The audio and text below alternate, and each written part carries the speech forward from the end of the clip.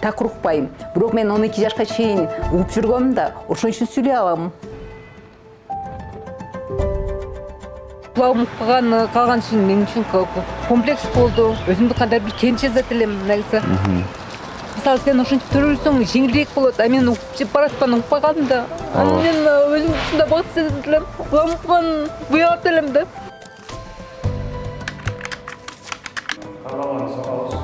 Потолочный плинтустук алыптыр.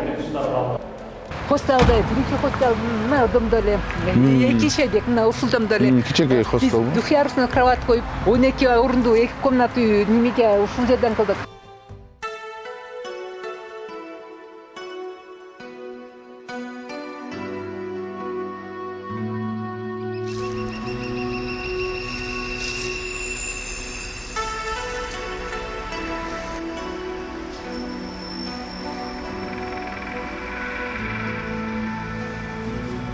Салам урматтуу көрөрман, Ош шаары таңкы саат 7. Азыр Мээргүл өзүнүн тобу менен Тайдз менен машыгып жатат. Азыр жанына барып машыгуусун көрөлү.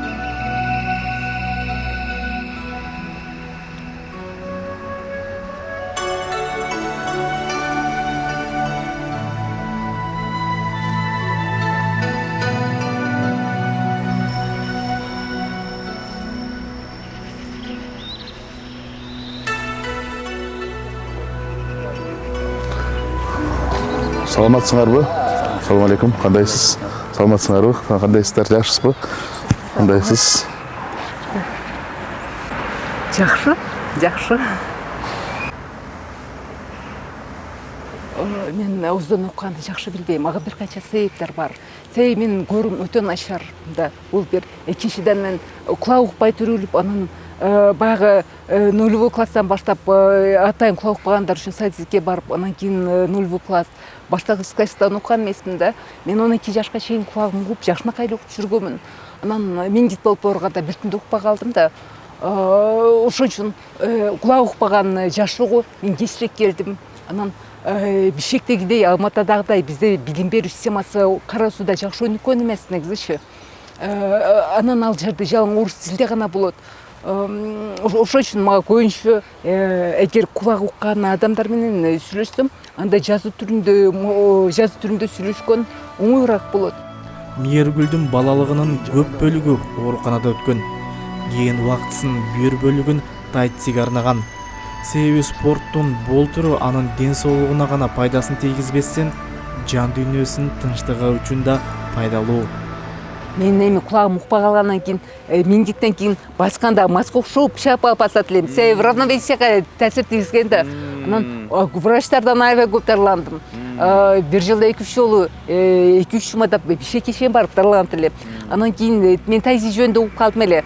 Окуп газетадан окуп издеп барып китап. Анан кулагым укпайт, макшырсам болобу, же кулагымды ушинтип уктурсам болобу десем, агай болсо маршрутка чакырган. Анан ушул чөйрөгө аралашып кетти. Ден соолугумду чыңдадым. Мен Тайзи чөйрөсүнөн келгенине аябай ыраазымын. Жакшы чөйрө түзүп берди. Түшүнүктүү, сый, назик, негативный неме укпайсың дегендей. Мээргүл бала чагы оор сыноолор менен коштолгонун айтат. Ал үчүн эң кыйын жана татаал нерсе бул жаңсоо тилин үйрөнүү болгон. Өзү туугандары менен эле неме кылбасам, көп кошулбайт элем. Себеби кулагым укпаган калган үчүн мен үчүн комплекс болду. Өзүмдү кандай бир кемчилдет элем негизи. Мисалы сен ошентип төрөлсөң жеңилирээк болот, а мен угуп барып аткан укпай калдым да. Анан мен өзүм ушундай бакыт сезип элем. Кулагым уккан буягат элем да. Анан буягат болчумун. Азыр ойлосом, ошондой жашоомду кабыл алмага оор болчу. Мен кулак укпагандардын мектебине барганда дагы жестерди үйрөнгүм келбейт. Мисалы, мен туугандарым тез үйрөнүп кетишти. Бир жумада же 10 күндө тез үйрөнүп кетти. Сүйлөшкөн адамдар эле быйык кандай дейт да, үйүнө барып интернеттен карап неме кылат, тез үйрөнүшөт экен. А мен болсо 3 айда зорго үйрөндүм. Үйрөнгүм такыр келбейт эле. Кулагым укпаган жашоомду кабыл алмага өтө оор болду.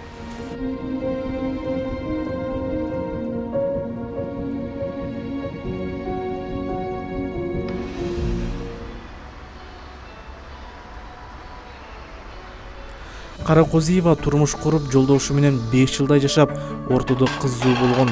Кийин экөө эки башка жолго түшкөн.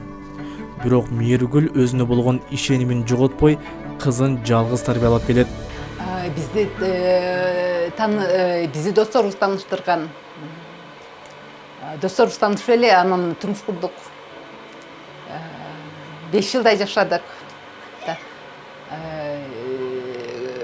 Жашоо болгон көз карашыбыз төп келген жок. Анан төп келген жок. Ошон үчүн ажырашып эки башка жолго түшкөнбүз. Ортодо сый мамиле сакталып калган. Мурдагы жолдошумдун майыптыгы бар, анда кулагы укпайт. Каракозиева укпай калгандан кийин убактысын көбүн китеп окуп, англис тилин үйрөнүүгө жумшаган. Мен билимдүү үй бүлөдө чоңойдум деген чоңойдум десем болот. Атем мени мынтип шылыктандырат эле. Оксфорд, Гарвард, Сорбонна деген университеттер бар. Алар сонун университеттер деп ушинтип айтса мен кулагым укса мен кандай келишин каерден көрөм, эмне иш кылам деп анан кулагым укпай калгандан кийин өзүм эле китептерден англис тилин үйрөнүүгө аракет жасайт элем. Кулагым укса ушинтип Сорбоннада окуйм, Оксфордто, Гарвардда окуйм депчи. Мээргүл Каракозиева майыптыгы бар адамдарга карата мамлекеттик органдарда иштегендердин орой мамилесин айтып кейди. Мен мисалы кээ бир жерлерге барганда айтам да, мисалы кулагым укпайт, жазып бергиле дейм. Кээ бирөө түшүнүп эле жазып берет. Кулагым укпаган болурса акыл эсим жайым да, көп нерсени көп адамдардан жакшы түшүнөм дегендей да. Кээ бирөө болсо атайын эле эми маселе пайда болот да, ошентип мисалы көбүнчө бул мамлекеттик органдарга тиешелүү да. Билип туруп эле неме ары бери чуркатып, сенин колуңан келбейт, тигиндей мындай бирөө нерсе кел деп ушинтет да, ошондо айбей жинин келип билаган келет да. Негизи бизде коомчулукта негизи адамдар жакшы, көпчүлүгүндө туура түшүнүп, колдоп, жардам беришет да. Бирок мамлекеттик органдарда абал жакшы эмес да.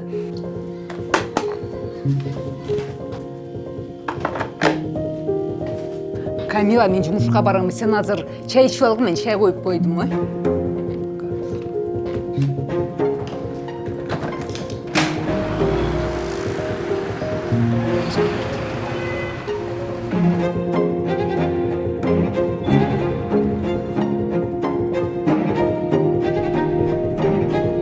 Түшөт элем, токтотуп коебуз. Мээргүл 2020 жылы Ош шаарынан бир имаратты 7 жылга ижарага алып, ичи тышын оңдоп түзүп, Арт отель деген мейманкана ачкан. Анын айтымында, бул имараттын ээси келишимди бир тараптуу бузуп, аны башка бирөөгө сатып жиберген. Ал бул иш боюнча учурда сот иштери жүрүп жатканын белгиледи. Бирок Каракозиева бул кыйынчылыктарга моюн сунбай башка имаратты ижарага алып, мейманкана ачууга бел байлаган. Учурда мейманкананын ичин оңдоп түзөөдөн өткөрүп жаткан чагым. Потолочный плинтусы калыптыр.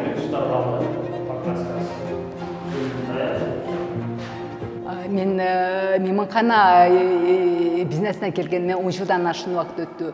Башында 5000 сом менен баштаганмын. 5000 сомго 2 кровать алып келип, анан бир үйдөгү диванды коюп, коноктошумун бир кичинекей бөлмөдө.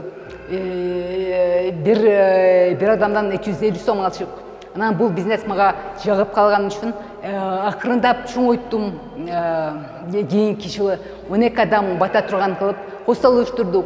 Ар бир жылы азасан чоңойто туруп, бул ишти жакшы дагы үйрөнүп тажрыйба алдык.